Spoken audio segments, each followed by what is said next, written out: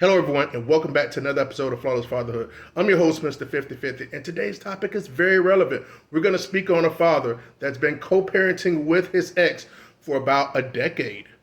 And now she is taking the children out of town for Father's Day. We'll jump into the comments. I'll give you my thoughts throughout, and we're going to shake a little something. Don't think I forgot. Let's get into it.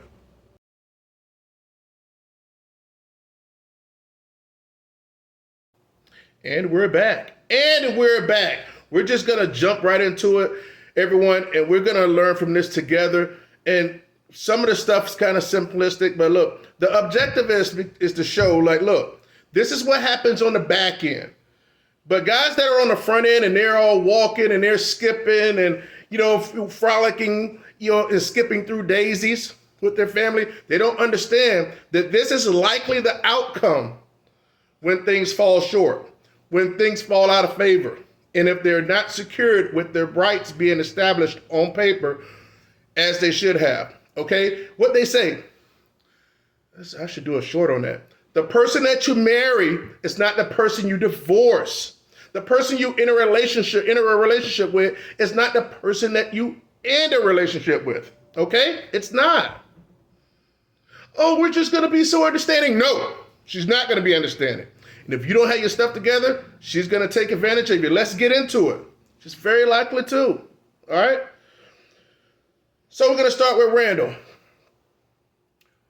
He says this: we co-parent well, but she's taking our children out of town for Father's Day. 10 years of co-parenting with no issues. No court order, no child support. Kids are 13 and 11, boy, girl. What am I missing? Why now, he says. Why now? I'll tell you why now, Mr. No, I'm not going to tell you. I'm going to let Travis tell you. Travis says, you're missing the court order. That's right. You are missing the court order, Mr. Randall. That's why she feels as if she can debo you. What bite?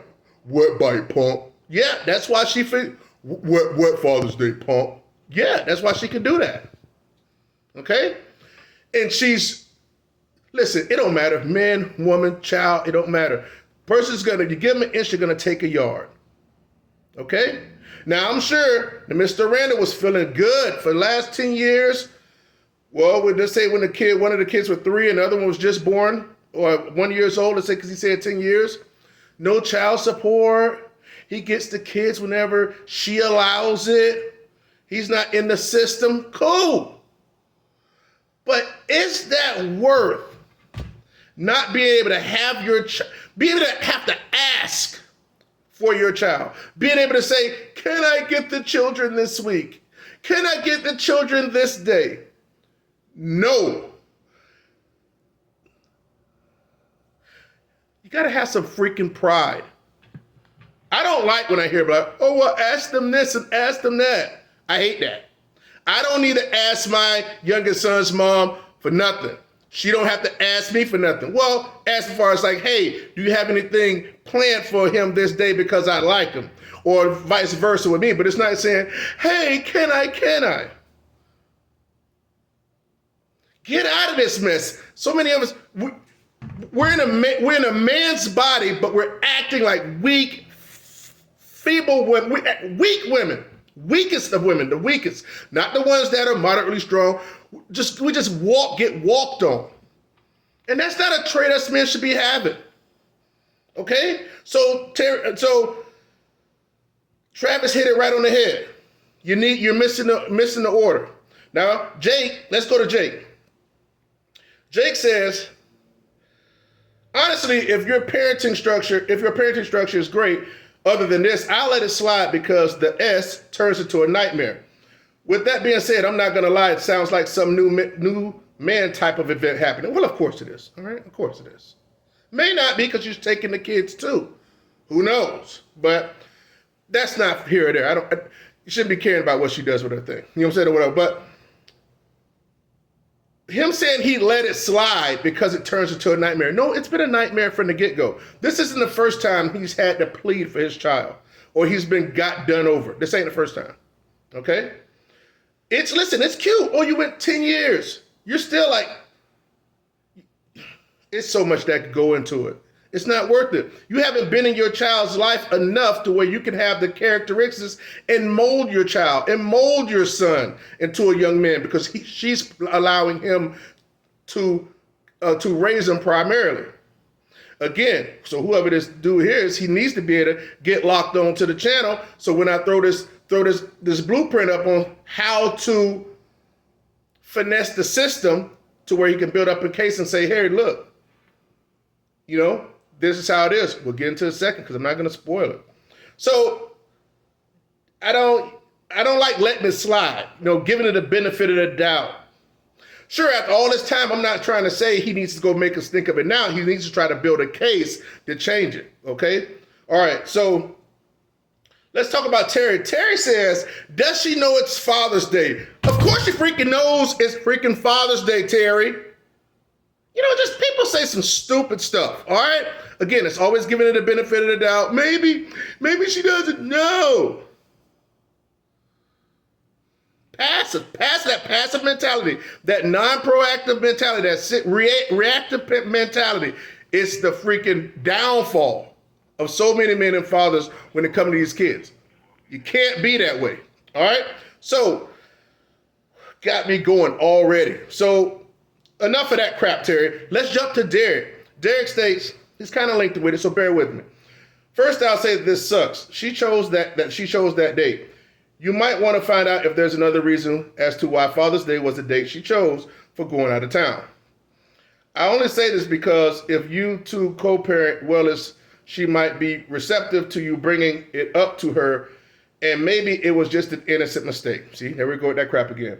I personally would do everything to stay out of the court if you both have a good co-parenting situation. I'm going through family court right now because really there isn't much of another option, and it sucks. Don't rock the boat with the motion in court if this can be resolved and avoided in the future with a simple conversation. Once you start filing motions, you can be stuck in the court system, and it will absolutely destroy whatever mutual understanding you two have for at least a period of time. Now, I understand where you're coming from, okay? But at the end of the day, I'm not trying to say for him to go out and be like, oh, this and that, like he's never had his rights on paper. So it's like he doesn't have a leg to stand on. Plus, he's went 10 years with this.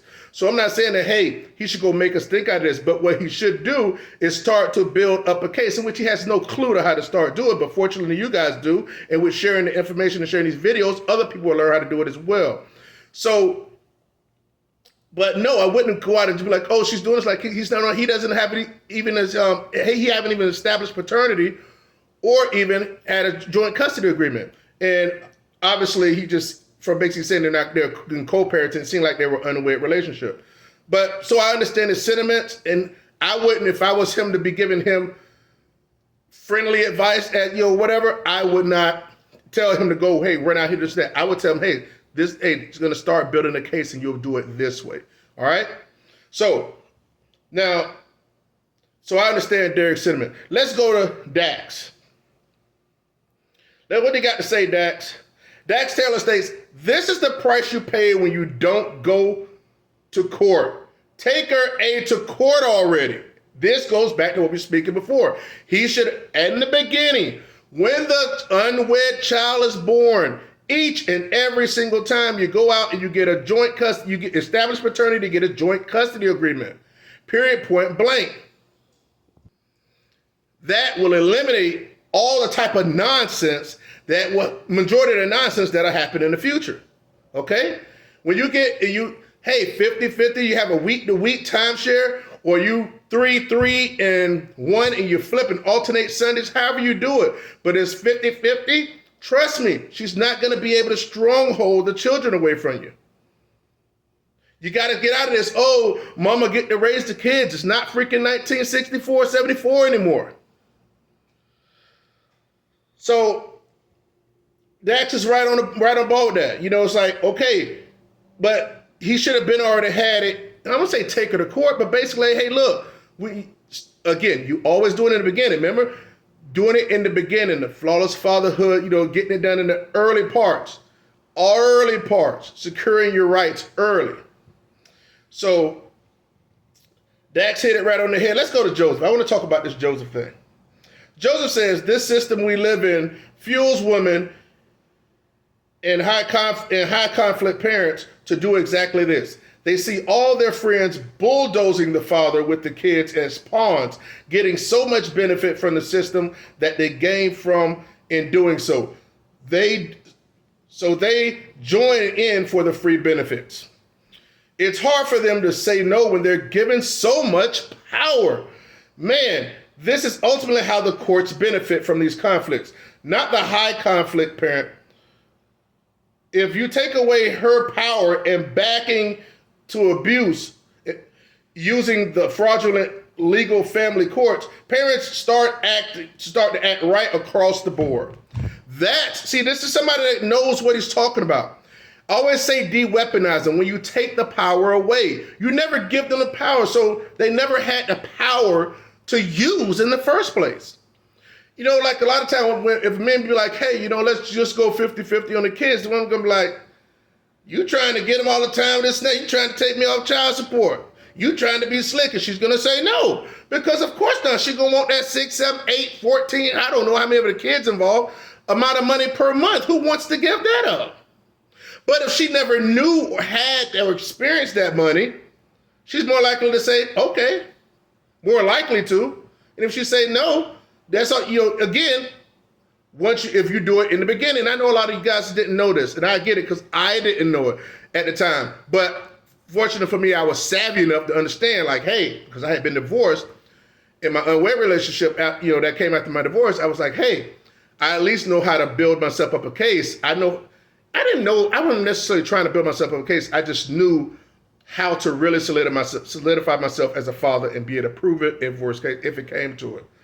So that's big. You got to de-weaponize it, because once they feel like they got the power, the biggest misusers of power, again, it's don't go for all women, so don't get that touchy on me. But when women have power, man, over a man, you can forget about it. That goes for work, everything. I mean, look, I've had some cool managers and stuff like that, what I'm saying, my place of employment, but I've had some women that when they were management, forget about it. They're tough to deal with. So, nice input right there from Joseph. I appreciate that. But let's go to Jeff. Jeff states this: it's just a date on a calendar. Celebrate next time you have to. All right, man, I'm just keep it sick. I'm just keep it a stack. Jeff is a father that does not value the time with his children. Period, point blank. Okay? I guarantee you, Jeff's not in the business of trying to acquire more time to be a 50-50 joint physical custody type of father with that attitude. Straight up, he's not. Sure, is it just a date on the calendar? Yes, it should be Father's Day, Mother's Day, every day. But it's not. But obviously this father that wrote this post values that time with his children on that day. Okay? If him to say it's just a date on the calendar and celebrate the next time you have them, let's just let her keep doing what she wants to do and moving the goalpost and having authority over you. These are the type of fathers you guys are around. All right? And I'm glad you guys are watching the channel so you can understand how to maneuver and how to change the tides in the current state of what's going on in your fatherly state. All right? You can do it. You will not see any more long form videos like this before you see the main Gusto video. All right? I'm not dropping no other videos until I drop that one. Which is, hey man, this one might not get much room, but I might just go ahead and drop it on Father's Day. But yeah, this has to end. This has to end. Start being assertive. Yeah, be respectful. Respect people like you want to be respected and treated. But whenever you put someone beneath you and you give them authority, best believe they're going to use it. All right? This isn't legal advice, but this is what this is the mentality I implemented in being able to secure my children. Primary parent, after a divorce, their mom had visitation. In 2006, when I got a divorce, I was the primary parent. I showed you the paperwork of that. And through my unwed relationship that I had and custody established, Paternity established and custody agreement in 2015. 50-50 joint physical custody. All right? Week to week. Wednesday to Wednesday. You guys should have it like that too. But you got to stand firm. You got to be the father that you didn't have.